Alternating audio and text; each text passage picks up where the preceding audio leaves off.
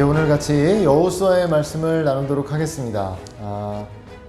구속사적으로 보자면 성도님들 아브라함에게 주셨던 세 가지의 약속 중에 자손의 약속은 이제 성취가 이 출애굽기에서부터 민수기까지 어떻게 성취되어져 갔는지에 대한 내용을 밝혀주었죠. 그리고 이제 신명기에서 약속의 땅을 앞에 두고 모세가 이제 그 앞으로 그 땅에서 어떻게 해야 될지에 대한 그들이 어떻게 신실하게 반응해야 할지에 대한 그 모세의 설교를 했다면, 드디어 이제 여호수아로 들어와서 구속사적으로 보면 땅의 약속이 성취되는 이 과정을 드디어 이 여호수아서에서 말씀해주고 있습니다. 여호수아서의 구조를 보자면 그래서 간단합니다. 여호수아는 24장까지 있는데요. 첫 번째 1장부터 12장, 절반이죠. 1장부터 12장의 내용은 정복의 내용이고요. 그 뒤에 13장부터 24장까지는 그 정복한 가나안 땅을 이 12지파에게 분배하는 그런 내용으로 되어 있다고 말할 수 있습니다. 그러니까 상당히 기억하기 좋죠. 여호수아는 딱 24장 중에 반반으로 나눠지게 되는데, 전반은 정복, 후반은 분배, 이렇게 기억하시면 되겠어요. 성도님들, 저희가 이 여호수아를 들어가면서 1장 1절을 보면 여호와의 종 모세가 죽은 후에라고 말씀하면서 말씀이 들어가는 걸 알 수 있습니다. 세대가 바뀌었고 지도자도 바뀌었어요. 지난 시간에 말씀드렸지만 출애굽 1세대가 이제 광야에서 다 죽게 되고, 이제는 출애굽 2세대, 그리고 이제 지도자도 원래 모세였지만 모세도 결국에는 이 약속의 땅으로 들어가지 못하고 죽게 되죠. 그래서 이제 2세대의 지도자인 여호수아로 이제 교체되게 됩니다. 지도자도 바뀌었고, 그리고 사람들도 출애굽 2세대로 다 바뀌었어요. 자, 그러면 우리가 뭔가 생각하게 될 때 하나님의 약속이 계속 진행될 수 있겠는가? 왜냐하면 모세라는 지도자가 이제까지 그 모든 하나님의 약속을 기억하고 그 백성들을 이렇게 인도했고, 또 출애굽 1세대도 마찬가지로 또 언약을 맺어서 하나님이 어떤 분이신지 하나님의 약속에 대해서도 다 알았는데, 아니 이제 2세대이고 지도자도 여호수아가 됐단 말입니다. 그럼에도 불구하고 하나님께서 모세도 죽었고 1세대도 다 죽었지만 하나님의 언약을 다시 한번 새롭게 하시는 그런 하나님의 말씀으로 이 말씀이 주어지고 있다는 거 볼 수 있습니다. 1장 2절을 같이 한번 읽어보실까요? 이거 체크하셔야 됩니다. 1장 2절 같이 한번 읽어보시죠. 내 종 모세가 죽었으니 이제 너는 이 모든 백성과 더불어 일어나 이 요단을 건너 내가 그들 곧 이스라엘 자손에게 주는 그 땅으로 가라. 아멘. 성도님들 잘 보십시오. 모세는 죽었습니다. 그 여호수아에게 하늘 같은 모세가 죽었어요. 그리고 이스라엘 백성들에게 하늘과 같은 지도자였던 모세가 죽었습니다. 하나님의 약속이 어떻게 정말 이루어질 수 있을까? 중단될 거 아닐까? 뭐 이런 걱정과 염려를 할 수 있었겠지만 그렇지 않습니다. 사람은 죽었으나 그 언약을 이끌어 가시는 언약에 신실하신 하나님께서 여전히 여호수아에게 그 약속을 새롭게 또 알려주시면서 계속해서 하나님의 약속을 이끌어 가신다는 것 알 수 있죠. 그리고 특별히 여호수아와 이제 2세대들에게 성취하려고 하시는 2절에 그 땅에 대한, 너희는 이제 그 땅에 대해서 약속을 성취해야 된다라는 사명을 그들에게 주시는 겁니다. 그래서 4절에 보아도 곧 광야와 이 레바논에서부터 곧 큰 강 곧 유브라데 강까지 해쪽 속에 온 땅과 또 해지는 쪽 대해까지 너희의 영토가 될 것이다. 이제 땅에 대한 성취가 여호수아서에서 있을 것이라는 걸 알려주고 있죠. 자, 이제 여호수아는 모세를 뒤이어 그가 이스라엘을 이끄는 지도자가 되어야 돼요. 근데 얼마나 이 여호수아가 마음 가운데 두려웠을까요? 왜냐하면 모세가 여호수아의 입장에서는 하나님과 정말 얼마나 얼굴과 얼굴을 대면하여 보고 하나님과 얼마나 가까이에서 하나님께서는 모세를 또 얼마나 또 그렇게 들어서 많은 역사를 일으켜 주셨는지를 보았기 때문에 옆에서 여호수아는 과연 내가 그 일을 감당할 수 있겠는가? 과연 내가 할 수 있겠는가? 이런 두려움 속에 아마 사로잡혀 있었을 거라고요. 그죠? 근데 5절을 한번 보세요. 5절 말씀 읽어보겠습니다. 내 평생에 너를 능히 대적할 자가 없으리니 내가 모세와 함께 있었던 것 같이 너와 함께 있을 것임이니라. 내가 너를 떠나지 아니하며 버리지 아니하리니. 아멘. 성도님들 잘 보십시오. 모세가 하나님의 그 사명을 감당할 수 있었던 가장 중요한 부분은 하나님께서 모세와 함께 하셨기 때문입니다. 그렇기 때문에 여호수아는 모세라는 인물 자체만을 보면서 나는 모세처럼 못하는데, 난 모세처럼 훌륭하게 할 자신이 없는데 이러면 안 되는 것이죠. 그래서 하나님께서 모세가 능력을 발휘할 수 있었던 것은 바로 나 때문이었다. 그런 내가 너와 함께 있어주마 라고 말씀하시면서 여호수아도 충분히 모세와 같은 일들을 감당할 수 있을 것이라고 말씀해 주죠. 성도님들, 우리가 여기에서 기억할 것이 하나 있어요.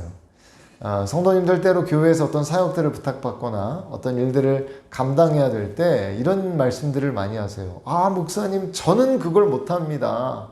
저는 할 수 없습니다. 저는 능력이 부족합니다. 성도님들, 주님의 사역을 사람의 힘으로 감당합니까? 또 그런 얘기들도 하시거든요. 이전까지 그분이 잘해주셨잖아요. 저는 그분처럼 못하겠습니다. 성도님들, 그분도 하나님의 능력을 힘입어 그 일을 감당했기 때문에 우리의 눈에 참 어떤 열매들이 있다, 기름 부으심이 있다라는 어떤 그런 이야기를 했던 것이죠. 그런 걸 본 것이지 결코 그분 어떤 개인의 사람의 능력으로 감당한 것 아니라는 겁니다. 그래서 우리가 하나님의 일들을 감당할 때, 하나님께서 뭔가 일들을 맡기실 때 나는 못하는데, 나는 부족한데 우리가 그래서는 안 돼요. 제가 예수님을 영접한 게 26살 때인데요. 그때 26살 때 예수님을 영접하고 새벽 예배를 처음부터 나갔었어요. 저는 거의 스스로 생을 마감하려다가 예수 믿었기 때문에 하나님이 정말 저에게 있어서 생명과 같은 분이셨고, 그래서 예수님을 믿고 얼마 안 돼서부터 새벽 예배를 계속 나갔었는데, 그거를 유심히 살펴보시던 어떤 권사님이 저에게 오셔가지고는 새벽 예배 끝나고 딱 기도 끝나고 나오는데 우리 같이 초등부 교사합시다 그러시는 거예요. 근데 제가 그때 예수님 믿은 지 이제 한 몇 개월도 안 됐던 때였거든요. 그때 제가 그분이 그렇게 말씀하셔서, 권사님, 제가 어떻게 교사를 합니까? 저는 교사를 할 준비가 안 돼 있고요. 그런 거를 할 만한 능력도 없습니다. 그랬더니 갑자기 권사님이 정색을 하시면서 교만한 거야! 딱 그러시는 거예요. 그래서 이제 초신자인데, 초신자인 저한테 그게 무슨 말씀이십니까? 그랬더니 교사를 하나님의 능력으로 감당하는 거지, 교사를 사람이 감당하는 거야? 믿음으로 감당하면 되는 거라고. 그래서 제가 교사를 하게 됐어요. 제가 그때 적잖이 당황을 했지만 지금 와서 생각해보면 물론 권사님도 조금 더 초신자에게 좀 더 부드럽게 말씀해 주셨으면 더 좋았겠다 싶은데, 어찌됐든 시간이 지나서 생각해 볼 때 참 저에게는 깊이 박혔던 교훈이었어요. 사역은 사람의 힘으로 감당하는 게 아니구나. 하나님의 능력으로 감당하는 거구나. 그래서 내가 못하겠다, 내가 가진 것으로는 못하겠다라고 생각될 때, 그렇기 때문에 할 수 있겠구나. 내가 할 수 없다는 마음, 그 마음 다 하나님의 능력을 의지하는 마음으로 바꾸어내면은 얼마든지 하나님의 일 감당할 수 있겠구나. 우리가 그런 마음으로 감당하면은 감당할 수 있게 되는 것이죠. 그래서 6절부터 지금 9절까지는 하나님께서 이 여호수아에게 네가 이러한 마음으로 감당해야 된다. 그래서 두려워하지 말아라. 담대해라. 모세와 함께하고 있었던 것처럼 모세의 승리의 그 근원에는 그가 내 말을 기억하고 좌우로 치우치지 않고 내 말을 따라왔던 것에 승리의 비결이 있었으니까 너 또한 두려워하지 말고 강하고 담대해라. 내 말씀을 붙잡고 좌우로 치우치지 말거라. 그럼 네가 모세가 감당했던 그 사명들처럼 너도 감당할 수 있을 것이다. 이렇게 말씀해 주시면서 1장의 말씀을 주시죠. 자, 이렇게 이제 2장으로 넘어가게 됩니다. 여호수아 이제 2장으로 가게 되면 갑자기 라합에 대한 이야기가 나옵니다. 정탐꾼들이 그 땅을 탐지하게 되는데요. 그 땅의 그 정탐꾼들을 이 스토리를 잘 아시겠지만 보호해주는 라합이라는 인물이 나타나죠. 성도님들, 저는 이 라합을 볼 때 출애굽기 1장에 하나님의 구속 역사의 그 씨의 약속이 성취되는 데 있어서 그때 키맨, 아주 중요한 역할을 감당했던 사람들이 누구였냐면은 기억하시죠? 히브리 산파였었어요. 정말 힘이 없는, 어떻게 보면 세상적으로 볼 때는 당시에 무슨 뭐 정치적인 어떤 그런 어떤 힘이나 어떤 세상적으로 볼 때는 어떤 능력을 갖고 있지 못하는 히브리 산파. 그러나 히브리 산파들이 하나님을 경외함으로 인하여 바로를 두려워하지 않고 하나님의 씨의 약속이 성취될 수 있도록 아주 중요한 역할을 감당했던 것처럼 오늘 여호수아 2장에는 아주 그 히브리 산파와 같이 아주 그 중요한 역할을 감당하는 하나님 나라의 땅의 역사를 이룰 수 있도록 역할을 감당하는 중요한 여인, 공통점이 있죠, 그죠? 히브리 여인, 물론 차이점이라는 건 그 여인들은 히브리 산파였지만 오늘 여기는 이방 여인입니다. 이방 여인, 그죠? 라합, 더군다나 기생 라합. 이 라합이 아주 중요한 역할을 감당함으로 인하여 어떻게 됩니까? 하나님의 땅의 성취를 이루도록 하는. 그래서 제가 지난번에도 말씀드렸지만 하나님 나라의 이 구속 역사를 성취해가는 이 모든 역사에 이 아주 중요한 대목마다 이렇게 진정으로 하나님을 경외하고 하나님께 반응하는 인물들이 이렇게 쓰임받고 있다는 것, 정말 우리가 눈여겨보아야 될 부분인 것 같아요. 우리가 오늘날도 마찬가지거든요. 하나님께서 오늘날 어떻게 이 하나님의 역사들, 하나님의 구원 역사를 완전한 성취까지, 예수님 다시 오셔서 모든 일들을 성취하시는 데까지 오늘날 하나님은 어떠한 일들에 관심을 갖고 계시고 오늘 나는 어떤 역할을 감당해야 될 것인가? 우리가 그러한 기도 제목을 갖고 우리가 그것을 보여달라고 하나님 앞에 그런 일들을 감당할 수 있게 해달라고 우리 기도할 때 우리가 라합의 자리에 설 수 있는 것이거든요. 그래서 성도님들, 라합의 어떤 그런 아주 중요한 이 대목에서 그래서 이 라합에 대한 어떤 내용들이 이 여호수아의 초반에 중요하게 비중 있게 다뤄지고 있다는 것을 우리가 생각해 봐야 됩니다. 그래서 결국 이 라합은 이 정탐꾼들을 숨겨주죠. 그러면서 뭐라고 말을 하는가 하니까 2장 9절 체크해 주세요. 2장 9절 같이 한번 읽어볼까요? 시작. 말하되 여호와께서 이 땅을 너희에게 주신 줄을 내가 아노라. 우리가 너희를 심히 두려워하고 이 땅 주민들이 다 너희 앞에서 간담이 농나니. 자, 10절도 읽어볼게요. 이는 10절 11절까지 이는 너희가 애굽에서 나올 때 여호와께서 너희 앞에서 홍해물을 마르게 하신 일과 너희가 요단 저쪽에 있는 아모리 사람의 두 왕 시온과 옥에게 행한 일 곧 그들을 전멸시킨 일을 우리가 들었음이니라. 우리가 듣자곤 마음이 녹았고 너희로 말미암아 사람이 정신을 잃었나니 너희의 하나님 여호와는 위로는 하늘에서도 아래로는 땅에서도 하나님이시니라. 아멘. 성도님들 잘 보십시오. 하나님에 대한 소문을 듣고 그냥 그 히브리인들의 신은 그런 신이구나 하고 그냥 자기와는 연결시키지 않을 수도 있죠. 그런데 라합은 그렇게 하지 않습니다.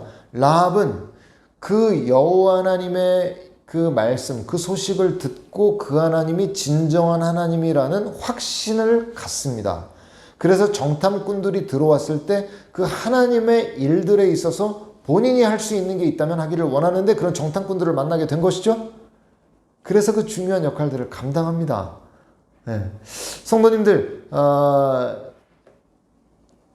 그 하나님의 소식을 듣고 하나님을 진정으로 경외하고 하나님을 두려워하는 마음을 갖는 이 라합의 마음, 이것이 정말 진정 심령이 가난하고 복된 심령을 가진 자들의 특징이라고 할 수 있죠. 그래서 아주 이 구속사에 있어서 중요한 역할을 감당합니다. 그래서 결국에는 이 라합이 그들을 창문으로 내려서 그들을 이제 살려주게 되는데,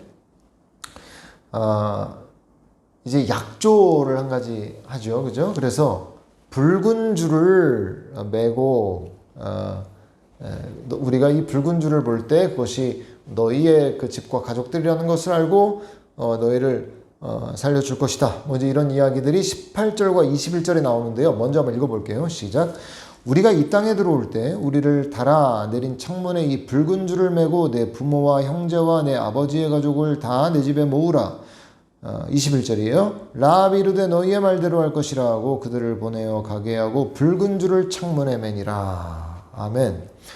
과거에 이 붉은 줄을 예수님의 보혈과 연결지어서 십자가의 보혈 이렇게 해석을 많이 하기도 했는데요. 물론 그렇게 영적으로 해석할 수 있을 것입니다. 근데 저는 조금 더 이 붉은 줄의 영적인 의미는 물론 이제 보혈까지 갈 수도 있겠지만 저는 좀 더 가까운 영적 의미는 유월절과 오히려 더 부합하는 의미가 아닌가 그런 생각을 합니다. 왜냐하면 이 붉은 줄은 이 가나안 땅에 있는 사람들, 그들에게 임한 죽음으로부터 이 붉은 줄이 매달려 있는 것, 붉은 줄을 매다는 그 행위를 통해서 죽음이 넘어가게 되죠. 그 집은. 그죠? 그래서 물론 우리가 2차적으로 그 뒤에서 십자가의 벌을 얘기할 수 있지만 1차적으로 가까운 의미를 찾자면 이 출애굽기에 등장하였던 어떤 유월절의 어떤 그 영적 교훈, 영적 의미를 좀 더 가깝게 의미하고 있다. 이렇게 저는 보여지는 것이에요. 그래서 붉은 줄을 물론 이제 그 출애굽기에 나오는 유월절도 결국 예수 그리스도의 십자가를 그 의미를 상징하고 있지만 내포하고 있지만 이 붉은 줄은 1차적으로는 가깝게는 유월절의 의미를 담고 있는 것 같아 보이고요. 라합에게 있어서. 그리고 결국엔 십자가의 보혈까지 나아갈 수 있는 것 같아요. 차이점이 있다면 유월절은 하나님의 백성들, 그죠? 이스라엘 백성들에게 임했던 어떤 구원의 표징이었다면은 이 붉은 줄은 이방인이죠. 지금 라합은 이방인에게도 그 붉은 줄로 인하여서 그 죽음이 면하게 되는, 심판이 넘어가게 되는 그런 장면들을 통해서 이 구약에 나오는 유월절과 이 기생 라합의 이 붉은 줄의 이 사건은 이 장차 인간에게 임할 그 구속이 단순히 이스라엘에게 국한되지 않고 온 민족에게, 그 보혈이 결국 온 민족에게 임하게 된다는, 적용되게 된다는 것을 의미해주고 있는 것까지 우리가 볼 수 있겠습니다. 자, 그렇게 우리가 이 장을 볼 수 있겠죠. 정말 얼마나 이 귀한 이 여인의 모습이 되는지 모르겠습니다. 그 붉은 줄이 이제 사인이 돼가지고 결국에 이제 나중에 6장에 나오죠. 결국에는 그들이 이제 죽음을 명케 됩니다. 자, 그렇게 해서 이제 2장을 넘어가서 3장으로 가면 이스라엘 백성들이 요단강을 넘어가는, 이제 요단강을 앞에 두고 이제 요단강을 넘어가게 되는 부분이 이제 이 여호수아서 3장의 내용입니다. 3장의 내용인데, 여기에서도 정말 이들이 요단강을 건너는 데 있어서 아주 중요한 부분이 무엇이라고 지금 말씀하고 있는가 하면요. 우리가 한번 5절 말씀을 읽어볼 텐데요. 3장 5절입니다. 여호수아가 또 백성에게 이르되 너희는 자신을 성결하게 하라. 여호와께서 내일 너희 가운데 기이한 일들을 행하시리라. 아멘. 성도님들, 제가 민수기에서도 말씀드렸었습니다. 물론 출애굽기에서도 말씀드렸고 계속 말씀드렸지만 이스라엘 군대에 있어서 가장 중요한 것은 무엇이라고 말씀드렸죠? 그들의 군사력? 아닙니다. 그들의 외교력? 아닙니다. 자, 이스라엘에게 있어서 가장 중요한 것은 그 싸움, 전쟁을 행하시는 여호와 하나님과 이스라엘 백성들 간의 거룩한 관계를 유지하는 것이 그 이스라엘 군대에 있어서 이스라엘 백성들에게 있어서 가장 중요한 것이라고 말씀드렸어요. 지금 이 요단강을 건너는 것에 있어서도 지금 이스라엘 백성들, 하나님의 기적을 경험하는 데 있어서도 이스라엘 백성들이 해야 될 가장 중요한 일은 그 기적을 일으키실 여호와 하나님과의 온전한 관계에 있다는 것이죠. 그래서 승리의 조건, 이들이 승리하는 데 가장 중요한 것은 그들이 성결을 유지하는 데 있다.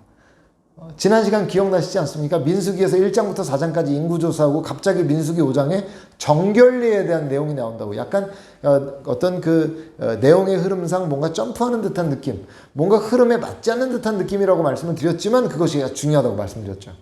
왜 갑자기 정결례가 나왔다고 했죠?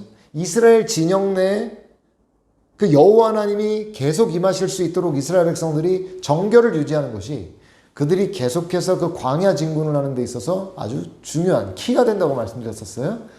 그래서 5장에 정결례가 나왔던 거죠. 여호수아에서도 지금 이들이 요단을 건너는 데 있어서 가장 중요한 것은 그들이 성결하게 하는 것. 그래서 언약 성취의 관건은 늘 하나님과의 관계 유지에 있다는 것이 지금 이 부분에 강조되고 있죠. 여기에서 우리가 한번 또 이 출애굽기와 오버랩 되는 여호수아서는요, 출애굽기랑 많이 오버랩 됩니다. 물론 이제 뭐 민수기와 오버랩 되는 부분도 있지만, 이 요단을 건너는 것. 자, 출애굽 1세대는 어디를 건넜죠? 예, 홍해를 건넜죠. 홍해 바다를 가르시고 그 사이에 마른 땅을 건너게 하셨습니다. 하나님께서 출애굽 1세대들에게. 그런데 2세대들에게는 어떻게 하십니까?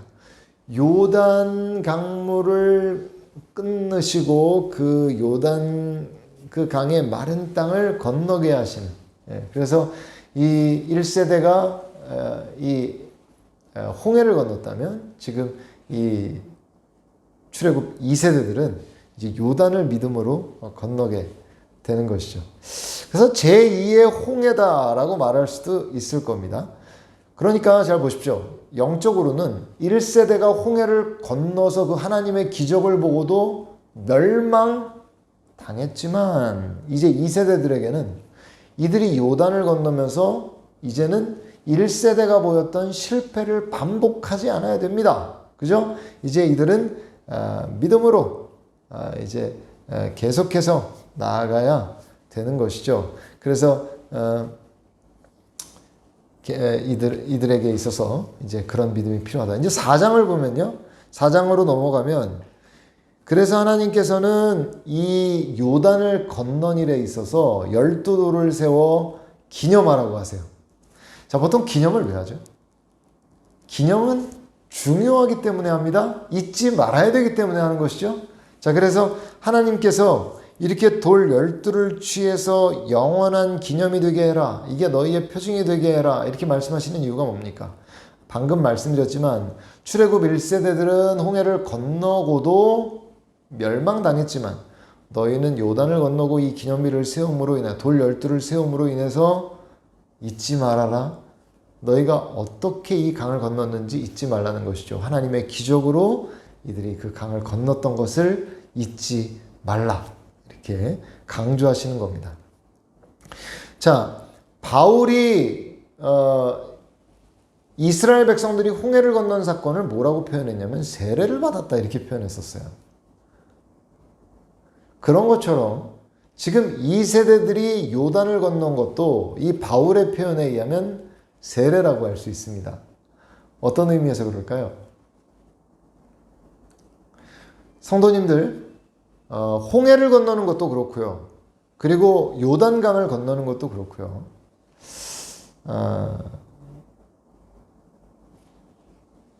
물론 백성들이 먼저 제사장들이 앞에서 발을 이 강물에 댔을 때 이 물이 끊어져서 그 요단을 건넜지만 인간적인 생각으로 생각해 보면은 그 물이 언제 다시 넘쳐 흐를지를 어떻게 알겠습니까? 백성들이.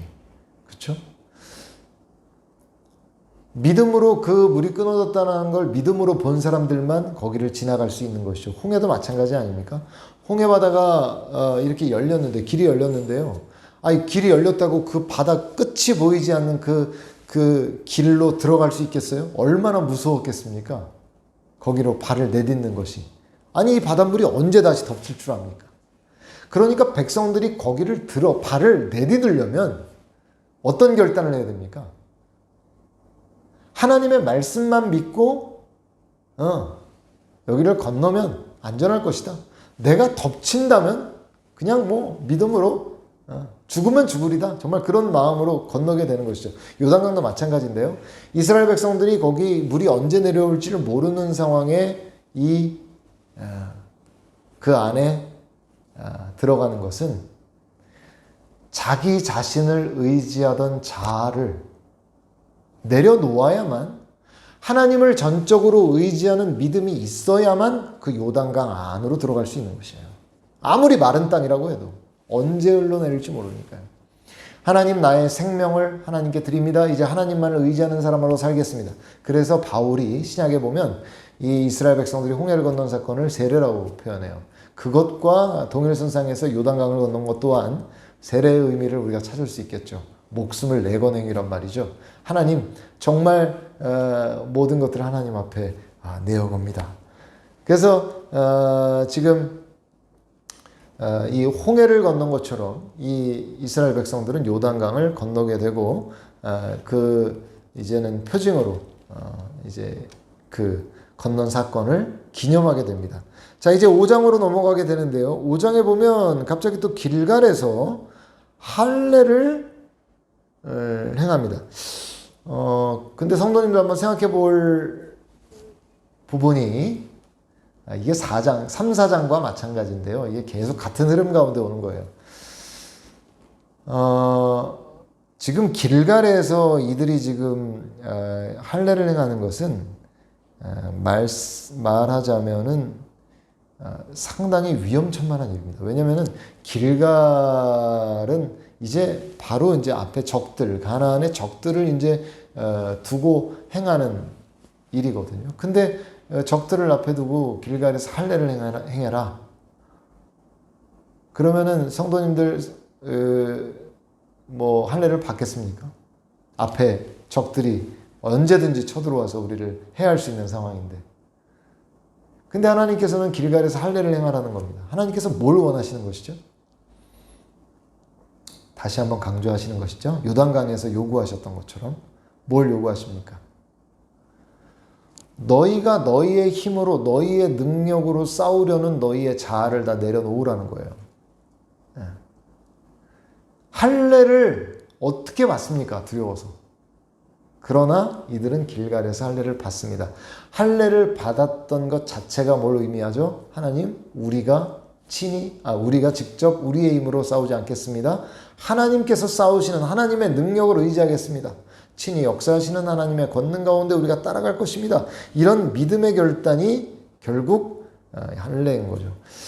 물론 이스라엘 백성들이 할례를 받아야 됐던 어떤 그 역사의 흐름 안에서 그 어떤 이유를 찾아보자면은, 이 출애굽 1세대들은 광야에서 이미 할례를 받았었던 사람들입니다. 그래서 그들은 이미 할례를 받았었지만 이 2세대들은 아직 할례를 행하지 않았던 어떤 그런 상황들이 아마 이들 가운데 좀 어느 정도 있었을 것으로 예상합니다. 그래서 출애굽 2세대들에게 완전히 할례를 행하라, 이렇게 이제 말씀하고 있는 것이죠. 자, 그렇게 할례를 행하라고 말씀하시고 10절부터는 유월절을 행할 것. 자, 유월절에 그 구원의 하나님을 다시 한번, 그들이 어떻게 구원을 받았는지를 다시 한번 상기하고 또 중요한 내용이 나오는데요. 12절에 보면 만나가 그칩니다. 자, 이제는 가나안 땅의 소출을 이들이 먹게 되는 것이죠. 이때 이제 이후로 이제 가나안에 들어가게 되니까요. 자, 성도님들, 만나가 여기에서 그치는데요. 이게 아주 중요한 의미를 갖고 있습니다. 어떤 의미를 가질까요? 성도님들, 하나님께서 왜 한 달 먹을 양식을 주시지 않고 1년 동안 먹을 수 있는 양식이나 돈을 주시지 않고 매일같이 하늘에서 만나를 내려주셨을까요? 신앙교육 하신 겁니다. 그들을 먹이시는 하나님. 그런 교육을 받고도 물론 그들은 그렇게 이스라엘 백성들은 패역하고 그랬지만 매일같이 만나를 주신 하나님의 이유는 너희를 공급하는 것, 너희를 살게 하는 것, 너희의 생명을 유지하는 것, 그것이 너희의 힘과 너희의 능력으로부터 나오는 것이 아니다. 그것이 아니다. 그러면 하나님으로부터 그들이 생명을 유지하고 있는 것이다 라는 것을 이들이 만나로부터 계속해서 교육받고 훈련받았던 것이죠. 그래서 이들은 하루의 양식을 먹고 내일 것이 없을 때 그날 저녁에 둘 중에 한 가지의 선택을 했어야 됐어요. 첫 번째는 뭘까요?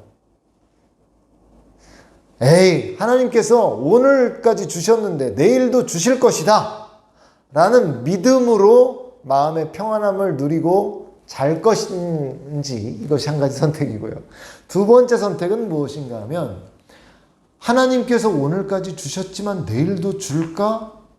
불안해하면서 불신앙 가운데 두려워하면서 잠들던지, 둘 중에 하나. 매일같이 이들은 아마 어떤 사람들은 고민하기도 하고요, 어떤 사람들은 믿기도 하고 막 이랬을 겁니다.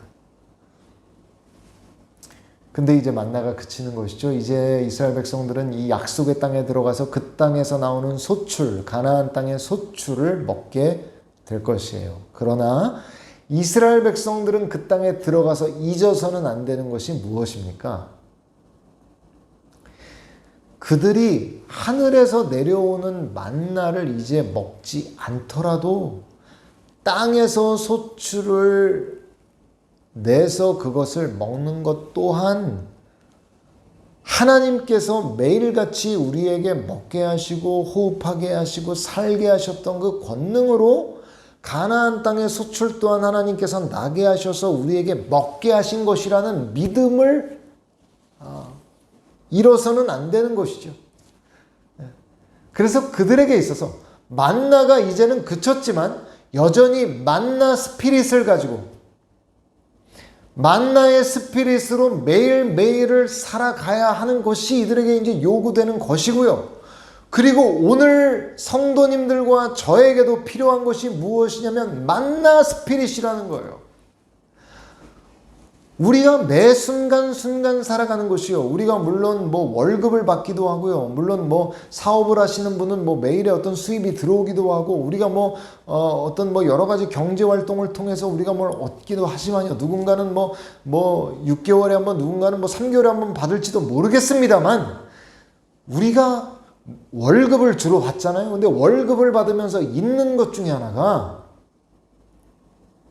내가 일해서 내가 벌었다 라고 생각하고 끝내는 것. 물론 성도님들 우리가 열심히 일해서 벌었죠. 예, 그게 틀린 말은 아닙니다. 맞는 말인데요. 그러나 경제활동을 할 수 있는 힘과 능력과 그것으로부터 열매가 날 수 있도록 하나님께서 우리가 속한 자리에서 어떤 생산적인 어떤 그런 결실들이 맺힐 수 있도록 우리에게 능력의 근원을 주신 건 하나님이시라는 겁니다. 근원이 되신 것은. 그래서 우리가 월급을 받든 뭘 받든 매일매일 우리가 먹고 마시고 우리가 쓰고 하는 그 모든 일들이 말이죠, 하나님께서 마치 이스라엘 백성들에게 만나를 내려주시듯이 우리가 매일 양식을 먹을 때마다 하나님 우리에게 만나를 오늘도 내려주셔서 감사합니다 라는 마음, 믿음으로 먹어야 한다는 것이에요. 라면을 먹더라도, 제가 예전에 한번 라면 먹다가 너무 라면을 먹게 해주신 하나님께 감사해서 너무 은혜에 휩싸였나요? 라면을 먹다가 울컥해서 제가 눈물을 흘린 적이 있어요. 너무 고맙고 감사해서. 그게 빵이든지, 그게 불과 1,000원짜리 삼각김밥이든지, 우리가 만나 스피릿을 회복하면 그곳이 천국이 됩니다. 우리가 꼭 10만원짜리, 20만원짜리 양식을 그렇게 값비싼 밥을 먹어야 우리가 정말 행복해지는 게 아니고요. 우리가 어떤 것을 먹든지 간에 하나님께서 나에게 또 먹게 해주셨다, 나에게 살게 해주셨다는 것 때문에 감격하면 그곳이 천국이 되고 그곳이 바로 우리가 진정 행복을 누리는 장소가 된다는 걸 우리가 잊어서는 안 되죠. 그래서 이스라엘 백성들이 이 대목에서 이제 만나가 그쳤으니까 이제는 뭐 매일같이 안 기다려도 돼. 이제 편하다. 이제는 농사 지어가지고 창고에 넣어놓고 이제 그거 꺼내 먹으면 되겠다. 이래서는 안 됩니다. 그러면 믿음을 잃어버리는 것이거든요. 오늘 우리도 마찬가지인 거죠. 그래서 여기에서 만나가 그쳤지만 이 이스라엘 백성들에게는 여전히 만나 스피릿을 가지고 가나안 땅에서 살아가야 했다. 그것이 필요했다라는 걸 우리가 볼 수 있습니다. 그리고 5장 13절부터 15절까지는 이제는 지도자에 대해서. 자, 그래서 이제 군대 장관이 여호수아의 길을 막습니다. 여호와의 군대 장관이 여호수아의 길을 막고 이제 뭘 요구합니까? 칼을 빼어들죠. 여기서 널 우리를 위하느냐, 누굴 위하느냐, 뭐 이렇게 뭐 이제 묻고 뭐 이제 이러지 않습니까? 근데 여기에서 여호와의 군대 장관이 요구하는 게 네 발에서 신을 벗어라 이렇게 말합니다. 지금 요단강을 건넌 사건과 지금 5장에서 할례를 받은 사건과 유월절을 지킨 것, 뭐 만나가 그친 것, 그리고 여기에서 지금 여호수아에게 신을 벗으라고 하는 것까지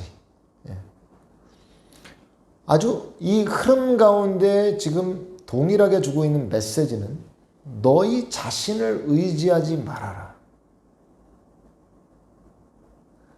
너희가 어떻게 구원을 받았는지를 기억해라. 너희가 어떻게 지금까지 생존해 왔는지 기억해라. 지금 특별히 여기에서 여호수아에게는 네가 너의 힘으로 이 신을 벗으라는 것은 이 자아를 의지하던 너의 마음대로, 내 마음대로 갔던, 내 마음대로 행하였던 모든 것들을 이제 포기하라는 것이거든요. 그래서 여기에서 신을 벗어라. 마찬가지입니다. 모세에게 요구했던 것처럼 출애굽기랑 또 오버랩되죠. 그래서 신을 벗으라는 것이죠. 너 자신을 의지하였던 모든 것 내려놓아라. 그래서 이제 여호수아에게 전적으로 하나님을 의지할 것에 대해서 요구합니다. 이 완전한 준비를 해야만 왜요? 6장에 들어서 여리고성에 함락이 있을 수 있기 때문입니다.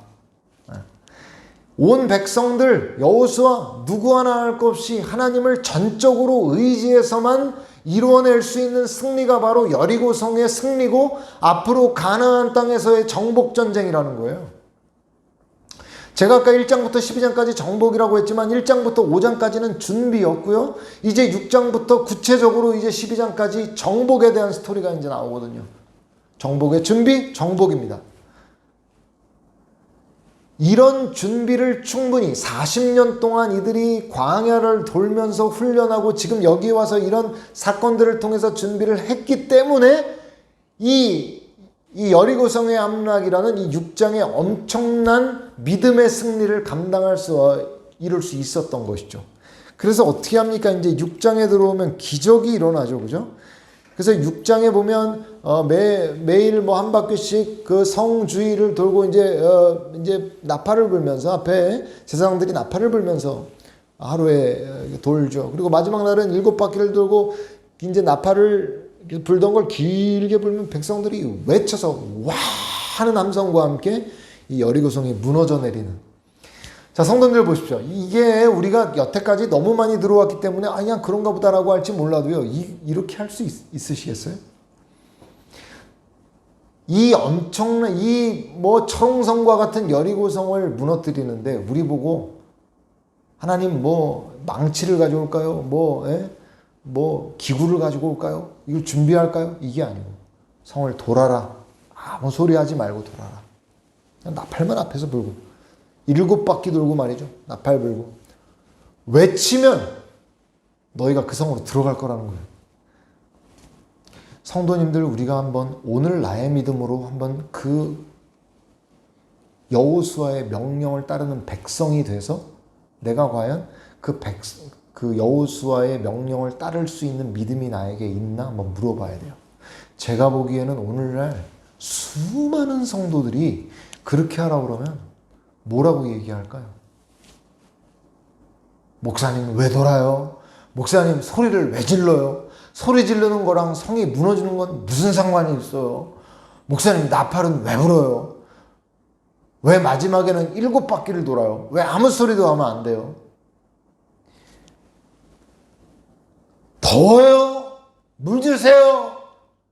밥은 언제 먹어요? 언제까지 돌아요? 이런 얘기를 정말 많이 할 거다, 이렇게 예상이 됩니다. 예? 근데 이 6장에 와서 이스라엘 백성들이 말을 정말 한마디도 안 하고 여호수아가 시킨 대로 하죠. 성도님들, 이렇게 하는데 40년 걸렸습니다. 이들의 입을 막고 불평을 막고 하나님의 뜻대로 하는데 40년 걸렸다는 거예요. 성도님들, 오늘 저희에게 주시는 메시지가 있어요.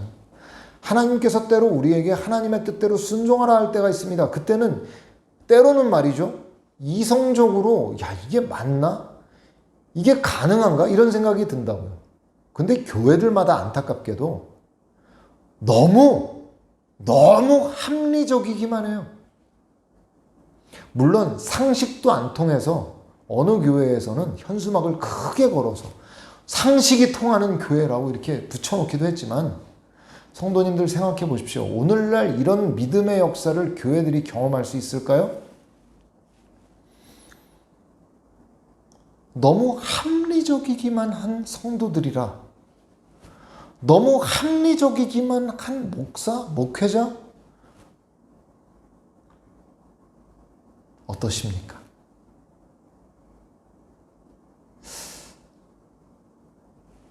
우리의 기준은 성경입니다.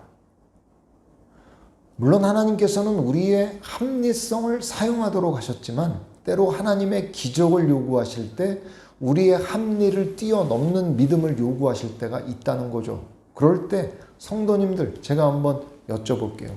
그 합리성을 뛰어넘은 믿음을 가질 수 있는 마음으로 살아가고 계십니까?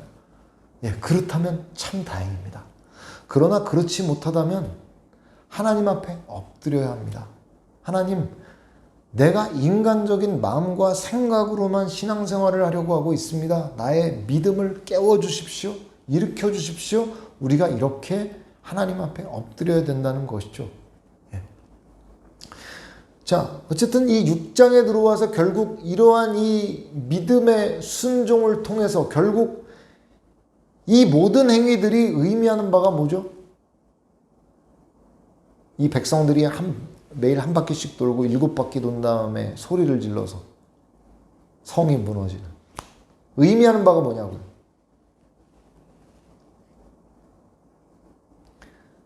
이스라엘 백성들의 능력으로 무너진 게 아니라는 겁니다. 그것을 이렇게까지 보여주셔야만 백성들이 깨달을 수 있는,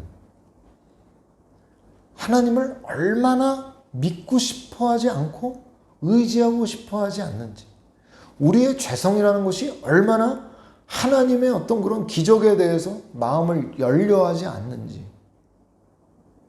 그래서 이 방법 아니고는 너희가 한 게 아니다라는 걸 알려주시기 어려운 거죠. 결국 외쳐라. 외쳐서 정말 기적으로 성이 무너지게 되는, 그리고 들어가지 않습니까? 우리가 정말 깊이 한번 생각해 봐야 되는 겁니다. 근데 특별히 그 하나님께서 행하시는 전쟁 중에는 헤렘 전쟁이라고 부르는 그 헤렘 전쟁이라는 게 있어요. 헤렘 전쟁은 뭘 의미하는 거냐면 그 땅에 있는 모든 걸 진멸해 버리는 전쟁이에요. 네, 진멸해 버리는 전쟁. 그런데 지금 여기에 나온 이 여리고성 전투는 하나님께서 명하신 헤렘 전쟁입니다. 온전히 다 바쳐야 되는, 온전히 하나님께 바치는 전쟁. 그래서 하나님께 일부 구별해서 하나님의 여호와의 곳간에 드릴 그 금, 동철을 제외한 모든 그 땅에 있는 것들을 진멸해야 되는 전쟁이에요. 그래서 그 내용이 17절, 18절, 19절에 물론 21절에도 나오지만 우리가 17절부터 19절만 보겠습니다. 자, 거기 보면 17절에 여호와께 온전히 바치되, 18절에 너희는 온전히 바치고, 그 절 끝에 오직 너희는 그 바친 물건에 손대지 말라. 자, 19절에 이제 은금 동철 기구들은 다 여호와께 구별될 것, 이건 여호와의 곳간에 드릴지니라. 물론 뭐 우리가 21절에 보면 온전히 바치되 또 한 번 나오죠. 성도님들 온전히 바쳐져야 되는 그런 이 전쟁이라는 거예요. 근데 만일 그럼 온전히 바치지 않았을 땐 어떤 일들이 일어날까요? 그게 18절에 나오는데 다시 한번 읽어볼까요? 너희는 온전히 바치고 그 바친 것 중에서 어떤 것이든지 취하여 너희가 이스라엘 진영으로 바치는 것이 되게 하여 고통을 당하게 되지 아니하도록 오직 너희는 그 바친 물건에 손대지 말라. 자, 여기 고통을 당하게 되지 아니하도록, 여기서 고통을 당하다라는 히브리어가 아카르입니다. 아카르. 너희가, 그러니까 이 헤렘 전쟁은요, 그 땅에 있는 모든 걸 진멸하게 되는데, 만일 제가 그 진멸할 것에서 뭔가를 취하게 되잖아요? 그러면 내가 진멸될 대상이 되는 겁니다. 무슨 얘기인지 아시겠죠? 진멸해야 될 것을 내가 취하는 것은 내가 진멸되어도 좋습니다. 라는 그런 의미가 돼요. 그래서 너희가 진멸할 물건을 취함으로 너희도 진멸당하는 고통을 겪게 될까 염려가 되니까 온전히 바쳐라 라고 말씀하고 있는 것이죠. 자, 그래서 이제 결국에 이렇게 말씀하셔서 이들이 이제 헤렘 전쟁을 행하고요. 그리고 여기에서 이제 그 라합이 구원을 받습니다. 약속대로. 그리고 이제 7장으로 넘어가게 돼요. 자, 성도님들, 이 엄청난 승리를 이뤘는데 7장 1절에 보면 같이 한번 읽어보겠습니다. 체크하셔야 돼요. 7장 1절. 이스라엘 자손들이 온전히 바친 물건으로 말미암아 범죄하였으니 이는 유다 지파 세라의 증손 삽디의 손자 갈미의 아들 아간이 온전히 바친 물건을 가졌음이라. 여호와께서 이스라엘 자손들에게 진노하시니라. 아멘. 자, 성도님들 여기 한번 잘 보세요. 온전히 바친 물건, 온전히 바친 물건을 어떻게 했죠? 이 아간이 가졌다. 그렇게 되면 분명히 고통을 당할 것이다. 아카르 될 것이다. 라고 말씀하셨는데, 근데 그럼에도 불구하고 아간은 그것을 취하죠. 자, 여호수아가 이제 여리고 성에 그 큰 승리를 거둔 이후에 이제 7장으로 넘어와서 아이성 전투를 하려고 하는데 3절에 보면 이들이 참 이렇게 쉽게 교만해지는, 그들은 소수이니 소수이다. 그러니까 이 뭐라고 말하는 겁니까? 3절 말씀 같이 한번 읽어보겠습니다. 시작. 여호수아에게로 돌아와 그에게 이르되 백성을 다 올라가게 하지 말고 2-3천 명만 올라가게 아이를 치게 하소서. 그들은 소수이니 모든 백성을 그리로 보내어 수고롭게 하지 마소서 하므로. 자, 보세요. 여리고성을 아까 제가 그렇게 결국 성을 주위를 돌게 하고 외쳐서 무너지게 만든 게 하나님의 방법이라고 했고, 그걸 통해서 그토록 하나님께서는 이 전쟁을 너희가 승리로 이끈 것이 아니라는 것을 분명히 보여주시려고 했다고 제가 말씀드렸잖아요. 근데 지금 아이성은 작은 성이기 때문에 2-3천 명만 올라가도 이길 수 있다. 물론 아간의 범죄로 인해 이미 하나님과 이스라엘 백성 간의 관계에 문제가 생긴 상황이긴 하지만 이스라엘 백성들은 여전히 하나님의 전적인 승리, 하나님의 전적인 어떤 행하심에 대해서 믿고 의지하고 따르기보다는 여전히 뭔가 군사력을 의지하려고 하는, 이들이 가진 게 뭐가 있다고 말이죠. 그런 걸 의지하려고 하는 이들의 모습을 볼 수가 있어요. 예. 물론 11절, 12절에 보면 이 11절, 12절 성도님들 체크해 주세요. 이들이 이제 이 아이성의 전투에서 패배하게 되거든요. 그리고 이제 원인을 11절, 12절에 말씀하시는 대목이에요. 같이 한번 읽어볼게요. 이스라엘이 범죄하여 내가 그들에게 명령한 나의 언약을 어겼으며 또한 그들이 온전히 바친 물건을 가져가고 도둑질하며 속이고 그것을 그들의 물건들 가운데 두었느니라. 그러므로 이스라엘 자손들이 그들의 원수 앞에 능히 맞서지 못하고 그 앞에서 돌아섰나니 이는 그들도 온전히 바친 것이 됨이라. 그 온전히 바친 물건을 너희 중에서 멸하지 아니하면 내가 다시는 너희와 함께 있지 아니하리라. 자, 보세요. 이스라엘 백성들에게 승리의 가장 중요한 건 하나님과의 관계인데 아간이 그 물건을 취함으로 말미암아 결국 죄를 범하고,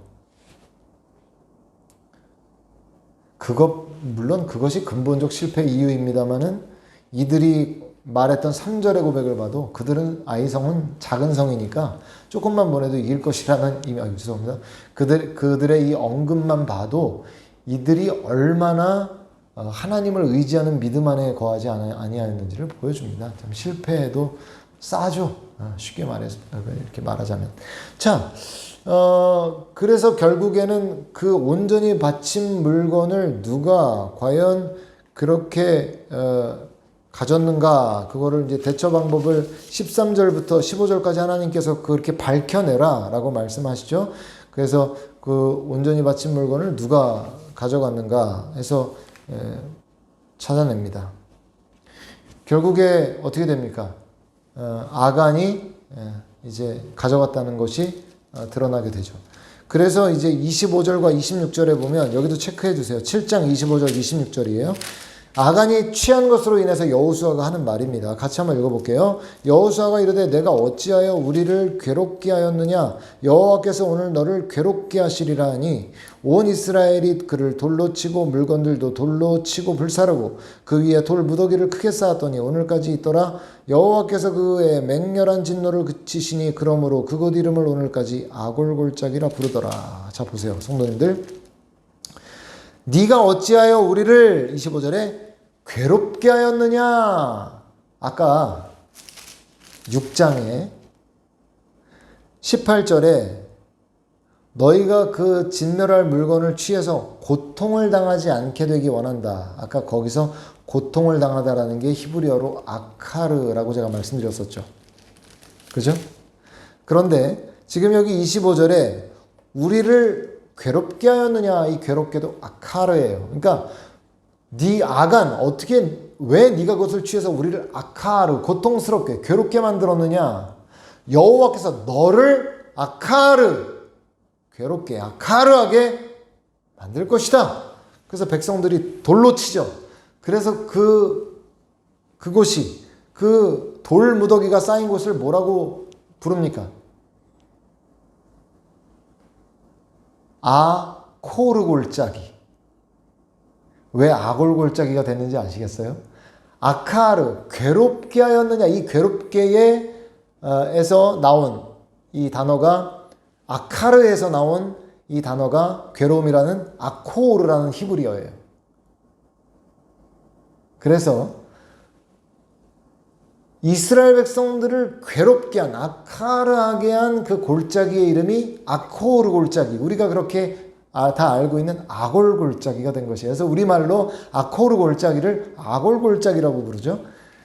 그래서 여기에서 이 아간을 이 헤렘함으로, 아까 취한 걸 헤렘해야 된다고 말씀했죠. 그래서 이 아간을 헤렘함으로 인해서 결국 이제 문제가 해결되므로 하나님과 이스라엘 사이의 관계가 회복되게 됩니다. 자, 이제 8장으로 넘어가게 되는데요. 자, 이제 결국 아이성의 전투를 다시 하게 되고요. 예상하시겠죠? 이제 어떻게 될까요? 전쟁은 어떻게 될까요? 문제가 해결됐기 때문에 당연히 하나님께서 이기게 하십니다. 그래서 18절에 보면 여호와께서 여호수아에게 이르시되 내 손에 잡은 단창을 들어 아이를 가리키라. 내가 이 성읍을 내 손에 넘겨주리라. 성도님들 잘 보세요. 이렇게 이기는 거예요. 그죠? 이스라엘 백성들의 전쟁은 이렇게 이기는 거라고요. 언제 많아서 2-3천 명만 올라가면 됩니까? 어떻게 보면 말이죠. 이 아간으로 인한 이 범죄로 인해 이스라엘 백성들이 영적인 어두움 가운데서 2-3천 명만 데리고 올라가도 우리가 이길 수 있다라는 그런 헛된 생각 가운데 그들이 빠졌던 것 같아 보이죠? 그러나 아닙니다. 성이 크든 작든 한 명의 적을 대하든 승리는 언제나 여호와께로부터 옵니다. 우리가 교훈 삼아야 됩니다. 성도님들, 우리가 오늘 살아가는 가운데 보통 성도님들은 큰 문제는 기도해야 된다고 생각하고 작은 문제는 기도하지 않아도 된다고 생각해요. 그리고 작은 문제가 해결되는 건 별로 그렇게 기적이라고 생각 안 하는 것 같아요. 매일같이 저도 성경 묵상을 하거든요. 매일같이 성경 묵상, 물론 매일 못할 때도 있지만 성경 묵상을 하다 보면 그날 어떤 적용을 합니다. 적용을 하는데 하나님께서 뭐 복을, 요새 시편을 계속 묵상하고 있었는데 은혜를 내리시고 복을 내리신다, 어떤 그런 부분을 밑줄 그고 그어서 하나님께서 복을 내려주시는 하나님이시구나, 오늘 나에게 어떠한 복들이 내려올지를 정말 믿음의 눈으로 바라보자, 이렇게 결단을 해도 크고 놀라운 일이 일어나면 야, 정말 큰 복이 임했구나 라고 내가 기억하지만, 삶에 임하는 어떤 작은 어떤 그런 하나님의 어떤 작다, 이 표현도 좀 그렇네요. 그렇지만 어떤 작아 보이는 듯한 어떤 일들이 임할 때는 그것이 하나님의 복이라고 인지조차 못하는. 근데 이걸 우리가 어떤 문제로 한번 생각해 볼 때도, 큰 문제는 기도해야 된다고 생각하고, 작은 문제에 대해서는 기도하지 않아도 된다고 생각하고, 큰 문제 해결은 엄청난 간증이 되고, 작은 문제는 해결이 돼도 그냥 뭐 자연스럽게 문제가 해결된 것처럼 우리가 여기는 때가 있지만 그렇지 않다는 것이죠. 우리가 하나님의 백성 아닙니까? 하나님의 주권하에 살아가는 백성들 아닙니까? 하나님의 충만하심 가운데에서 우리의 삶의 문제에 큰 것도 작은 것도 어떠한 것도 하나님의 도우심 없이는 해결되는 문제가 없다는 거 기억해야 돼요. 네. 그럴 때 우리가 진정 하나님을 믿는 신앙에서 멀어지지 않을 수 있게 되는 것이죠.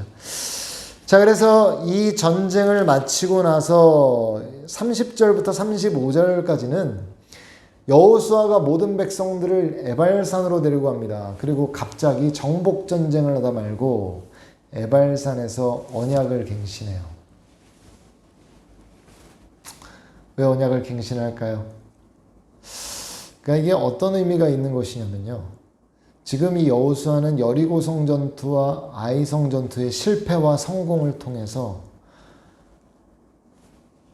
다시 한번 그렇게 준비를 하고 여리고성 전투에 임했는데, 바로 또 아이성에서 무너진 자신들을 보면서 백성들과 자신들의 마음을 새롭게 하는 것이죠.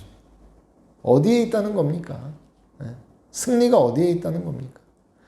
우리의 모든 길이 누구에게 달려있다는 겁니까? 지금 에발산이 이틀 정도 가야 되는 길이거든요. 정복 전쟁을 하는 중에 갑자기 언약 갱신을 하기 위해서 이틀이나 되는 길을 가가지고 언약을 갱신했다. 전쟁 중에 언약 갱신을 위해서 그 길을 갔다. 여호수아는 그만큼 중요하게 생각했던 것 같아 보여요. 우리가 뼈에 새겨야 된다. 이스라엘 백성, 우리가 앞으로 정복 전쟁을 하는 데 있어서 우리의 승리는 오직 하나님과의 관계에 있고 하나님 앞에 온전히 서 있는 곳에 있다는 것이죠. 그걸 잊어서는 안 된다는 것이죠. 그래서 재인식시키고 결의를 다지기 위한 시간이 필요했다라고 여기고 8장 후반부에 이 에발산에서 언약갱신을 합니다. 이 부분은 전체적으로 한번 읽어보시면 좋을 것 같습니다. 자, 근데 9장에 넘어가서 이제 기브온 거민들이 이스라엘 백성들을 속이죠. 멀리서 온 것처럼 뭐 이렇게 떡에도 뭐 곰팡이가 쓴 그런 것들 이렇게 막 담아다가 속이는 장면 나옵니다. 그래서 그때도 묻지 않고 화친하죠. 뭐 자세히 보지 않겠습니다만, 하나님께 방금 언약갱신을 하고 온 이스라엘 백성들이 기브온 족속들에 의해서 속습니다. 그래서 여호와께 묻지도 않고 화친을 맺는 것으로 인해서 그들의 어떤 걸림돌이 되게 됩니다. 네. 자, 10장에 이제 넘어와서 구체적으로 이제 정복 스토리가 쭉 나타나게 됩니다. 그래서 10장 1절부터 15절까지는 아도니세덱 그 포함해서 다섯 왕의 어떤 정복, 16절부터 28절까지 아모리 다섯 왕을 이제 처형하는 장면, 그리고 이제 성도님들 보십시오. 10장 29절부터 43절까지 29절부터 43절까지 가나안의 남부 지역을 정복하는 스토리가 나옵니다. 그리고 11장에는 가나안의 북부 지역을 정복하는 스토리가 나오게 돼요. 네. 그래서 말씀드린 대로 10장 후반엔 남부 정복, 11장에 북부 정복하게 되고요. 그래서 12장에 정복한 왕들의 명단이 쭉 나오게 됩니다. 그래서 12장까지 해서 정복에 대한 스토리가 마무리되고, 이제 13장부터 24장까지 분배의 스토리로 넘어가게 되죠. 자, 13장부터 19장까지 이제 구체적인 지파별 분배 스토리가 나옵니다. 그래서 13장에는 먼저 이 요단강을 중심으로 동편에 저에게 동편입니다. 지금 동편의 이 두 지파 반의 기업, 그리고 이제 나머지 9지파와 반지파의 분배를 13장에는 요단 동편의 지파와 14장에 갈렙의 스토리로부터 9지파와 반지파의 분배를 시작하죠. 이렇게 분배된다는 겁니다. 이거는 이제 성경을 쭉 읽어보면 어떻게 분배되는지 이제 알 수 있는데, 성도님들 여기서 잠깐 우리가 살펴보고 넘어가고 싶은 부분이 14장입니다. 우리가 아주 여호수아에서 이 본문은 모르는 분들이 없는, 이게 어떤 본문이냐면은 갈렙이 이제 그 헤브론 땅에 대해서 요구하고 그리고 이제 분배받는 그런 어떤 장면들이 쭉 이제 이어지게 되는데요. 성도님들, 제가 이 부분을 살펴보기를 원하는 것은 우리가 지금 여기 여호수아를 다루면서 이 갈렙이 왜 어떤 마음으로 이 땅을 분배하는 데 있어서 가장 앞에 나와서 이런 어떤 언급들을 하게 되는 것인가. 자, 성도님 잘 보십시오. 13장에 지금 요단 동편의 두 지파 반의 분배가 끝나고 이제 9지파 반의 이 가나안 땅에 분배를 해야 되는 시점에 갈렙이 앞으로 나옵니다. 여호수아 앞에 나오죠. 저는 이 성경의 명장면 중에 제가 생각할 때 정말 명장면 베스트 3 안에 드는 장면 아닌가 이런 생각합니다. 이 장면이요. 제가 성경을 읽으면서 참 많은 부분에서 눈물을 흘렸었는데, 제가 정말 많이 눈물을 흘렸던 본문 중에 하나예요. 이 본문이. 왜 그러냐면요. 지금 갈렙이 여호수아 앞에 나와서 딱 나오는데요. 한번 생각해 보시죠. 이 이스라엘의 두 노장, 그죠? 1세대는 다 죽었고요. 머리가 희끗희끗한 여호수아와 갈렙입니다. 근데 이제 갈렙이 그 머리가 희끗희끗한 이 갈렙이 여호수아 앞에 나와서 뭐라고 얘기하는가 하니까 저 헤브론 산지를 나에게 배치해 달라 라고 말합니다. 이 산지를 내게 달라. 성도님들, 헤브론은 말 그대로 산지입니다. 대부분 산지 지형이거든요. 성도님들 만약에 대한민국 땅을 마음대로 분배받을 수 있다면 어느 땅을 달라고 하실래요? 저 먼저 할게요. 전 서울이요.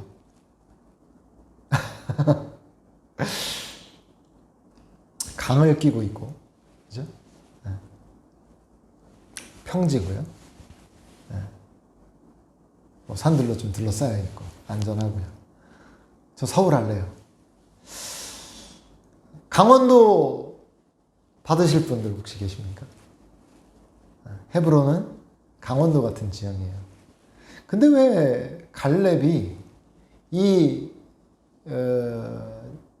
땅을 분배하는 이 9지파 반의 땅을 분배하는데 제일 앞서 나와서 지금 이 산지를 내게 달라. 이때의 어떤 그 상황을 제가 재현해 드리면, 이 머리가 희끗희끗한 이 갈렙이 여호수아 앞에 나와서 여호수아에게 이렇게 말하는 겁니다. 여호수아요, 이 말하면서 40년 전의 일을 기억할 겁니다 라고 하면서 그 예전에 그 가데스 바네아 사건, 그 민수기 13장 14장의 실패 사건을 꺼내는 것이죠. 물론 그 얘기를 했을지 안 했을지는 모릅니다. 제 상상이에요. 근데 아마 했을 것 같아요. 제가 보기에는. 여기까지, 어디까지나 제 상상입니다. 그때 기억하십니까? 10명의 정탐꾼들이 부정적인 보고를 했었고, 당신과 나만 그 땅을 여호와께서 함께 하시면 능히 취할 수 있다고, 들어가자고 했었던 그때를 기억합니까? 근데 그때 10명의 정탐꾼들을 듣고 백성들이 다 울면서 우리를 죽이려 한다. 우리를 이 가나안의 이 거인들에 의해 멸망당하게 하려고 한다. 이랬을 때 갈렙이 이런 마음을 갖는 거죠. 갈렙의 입장에서는 그 이방인 그 가데스 바네아 앞에서 그 여호와의 백성이 마땅히 믿음으로 여호와의 영광을 드러내야 했음에도 불구하고 그 가데스 바네아 앞에서 그들이 막 울고 통곡하면서 여호와의 영광이 땅에 떨어지게 되는, 이 여호와의 영광이 온전히 높임받지 못한 그때의 그 일, 그 한을 갈렙이 마음에 품고 이 광야를, 민수기 40년의 그 광야를 돌면서 그 사건을 마음에 매일같이 새기면서 그때 우리가 그때 믿음으로 만약에 섰다면 우리가 그 땅을 취함으로 여호와의 영광과 권능을 나타낼 수 있었을 텐데, 이런 마음에 정말 통안의 마음을 갖고 그 민수기 40년의 그 광야의 방황의 시간들을 지냈던 것이죠. 그리고 다시 그 땅을 이제 여리고성을 점령하고 이제 땅을 분배받는데 아직 헤브론에 남아 있었던 그 많은 뭐랄까요, 그 이방 가나안의 잡족들이 남아 있었던 거죠. 그래서 지금 갈렙이 나한테 땅 달라는 얘기를 하려고 하는 게 아니라, 지금 갈렙은 그가 나이가 85세 되기까지 자신의 그 건강을 왜 지켰겠습니까? 갈렙은 말이죠, 물론 그가 여리고성 점령에 있어서도 그가 누구보다 앞서서 믿음으로 그렇게 외치면서 그렇게 성의 모든 전투를 임했겠지만은, 지금 갈렙은 여호와의 영광이 이 헤브론 땅 가운데 회복되는 것, 하나님의 영광을 회복시켜 드리기를 원하는 마음으로 여호수아에게 나가서, 나 아직 안 늙었습니다. 내가 그 여호와의 영광이 회복되는 일을 위하여 지금까지도 건강을 내가 지켜왔고, 내가 지금까지도 내 몸의 체력이 떨어지지 않게 하기 위해서 애써왔습니다. 그러니 그 헤브론 땅에 하나님의 여호와의 영광을 회복시키는 일을 나에게 맡겨주십시오. 내가 회복시켜드리기를 원합니다.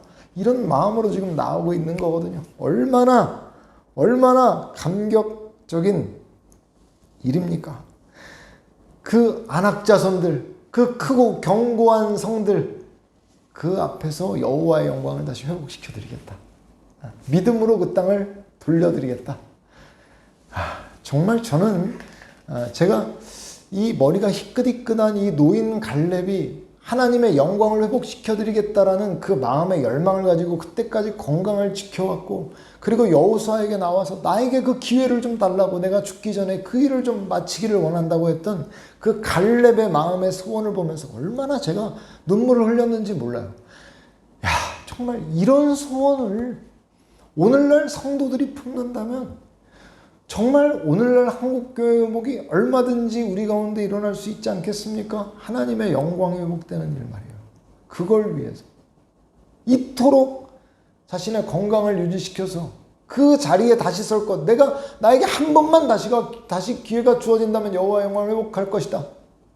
그때까지 나 아프면 안 되는데, 그때까지 나 쓰러지면 안 되는데 하는 마음으로 왔던 이 갈렙의 마음의 중심을 한번 생각해 본다면, 이런 열정으로 교회 회복을 꿈꾸고 바라는 열망들이 일어난다면, 기도가 올라간다면 얼마나 좋을까. 그런 마음을 가져보는 것이죠.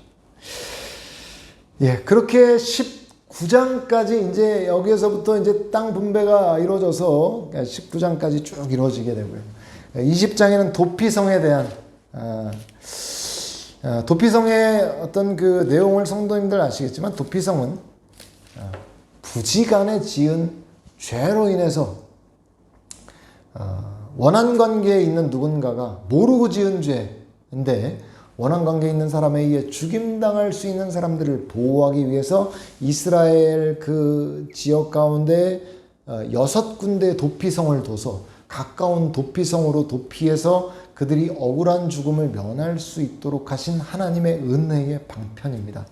하나님께서 억울한 죽음, 그러니까 물론 그들이 죄를 지은 것, 그러니까 부지간에 지은 죄이기 때문에 의도가 없는 죄를 하나님께서 어떻게 대하시는지, 물론 그 일을 겪은 사람은 너무 가슴이 아프지 않겠습니까? 그래서 그 사람이 보복할 수 있다는 것 때문에 그들을 보호하려는 하나님의 어떤 은혜의 표시, 은혜의 장소로 도피성을 6군데 두신 부분. 그리고 21장에는 이제 레위 사람들에게 주어진 성읍에 대한 이야기가 나오는데요. 레위인들은 자신의 땅을 할당받지 못했습니다. 아시겠지만 각 지파별로 레위 사람들에게 각 지파에서 주어진 그 땅에서 레위 지파에 속한 성읍들을 공유하는, 나누어 주게 되는, 그래서 이제 그렇게 레위 지파는 각 지파에 흩어져서 결국 그들이 이제 그들의 성읍에서 살 수 있도록 그렇게 됐다는 겁니다. 그래서 전적으로 헌신된 레위인들은 이 나머지 지파들 그 안에서 이제 같이 그렇게 공유하면서 살아가게 된 것이죠. 그래서 뭐 이것이 뭐 오늘날로 보자면 뭐 전임 경제 활동을 따로 하지 않고 전적으로 사역을 하는 어떤 그런 사역자들에 대해서 어떤 그런 뭐 생활을 어떤 뭐 지원한다거나 이런 것들의 어떤 이 성경적 근거가 이런 데서 나오는 거죠. 그죠? 땅의 어떤 부분들을 할당받지 못했지만 그 지파들이 하나님으로부터 받은 그 할당받은 지파에서 그들의 일부를 같이 나누어 줌으로써 이제 레위인들이 생활할 수 있도록 된 것이 오늘날까지 이제 이어져 내려오는 어떤 그런 부분들이라는 거예요. 그래서 오늘날 뭐 이제 세상에서 11조나 이런 부분들을 많이 뭐 이렇게 좀 비방하고 세상에서 왜 11조를 뭐 하느냐라는 뭐 그런 뭐 이제 비방들이 있는데요. 이게 이제 기독교 안에서도 그런 비방들을 하시는 분들이 있는데, 구약의 어떤 그런 원리들을 봐도 그것은 신약적으로 봐도 마찬가지인데 구약적으로 볼 때 합당하지는 않습니다. 왜냐하면은 그 11조에 대한 부분도 레위인들이나 고아 과부 이런 자들에게 이제 나누어지게 되었거든요. 그래서 오늘날도 그것이 그러한 어떤 원리 속에서 오늘날까지 오는 것이죠. 그래서 그런 것들이 여전히 어떤 그 사역자의 사례나 어떤 구제, 여러 가지 어떤 사역에 쓰이는 것들을 우리가 알 수 있는데, 그래서 이런 성경적 근거를 갖고 있다는 것을 우리가 이런 대목에서 볼 수 있다는 것입니다. 자, 22장에는 이제 동편 지파들, 그러니까 두 지파 반은 그 정복 전쟁이 끝나면 우린 돌아가겠습니다라고 했었어요. 그래서 이 동편 지파들이 이제 22장에 이제 귀환하게 됩니다. 그리고 23장에는 여호수아의 고별사, 약속의 땅을 앞두고 했던 모세의 설교를 제가 지난 시간에 신명기라고 말씀드렸다면, 이제 약속의 땅을 취하고 이제 여호수아는 죽을 때가 다 됐다는 걸 알거든요. 근데 이제 백성들끼리 과연 약속의 땅 안에서 그 언약 백성으로서의 온전한 삶을 살아갈 수 있겠느냐. 그래서 이 고별사를 하면서 물론 이제 뒤에 이제 언약의 내용까지 이제 이어지게 되는데, 그런 뭐랄까요, 마음의 안쓰러운 마음, 과연 이들이 해낼 수 있을까라는 걱정하는 마음 안에서 이제 고별사를 하면서 이제 너희들이 신실해야 된다, 언약을 잘 지켜야 된다라고 하면서 이제 24장에 이제 언약갱신, 세겜 언약. 물론 이제 아까 에발산에서도 이제 언약을 갱신을 했지만 세겜에서 다시 한번 언약을 갱신합니다. 왜일까요? 제가 말씀드렸지만 이제 여호수아는 그들과 함께하지 못합니다. 백성들의 마음을 새롭게 하고 다시 한번 결의를 다지는. 그래서 하나님 앞에 신실할 것, 이제 언약을 지킬 것. 이제 여호수아가 없더라도 이제 하나님의 말씀을 따라 살 것을 이들이 이제 언약을 갱신하면서 여호수아서의 내용이 이제 마무리가 됩니다. 이게 여호수아의 이 부분을 통해서 땅의 성취가 임하였다는 것을 우리가 더 마음에 기억할 필요가 있겠습니다. 자, 지금까지 여호수아서 강의 들으시나 수고 많으셨습니다.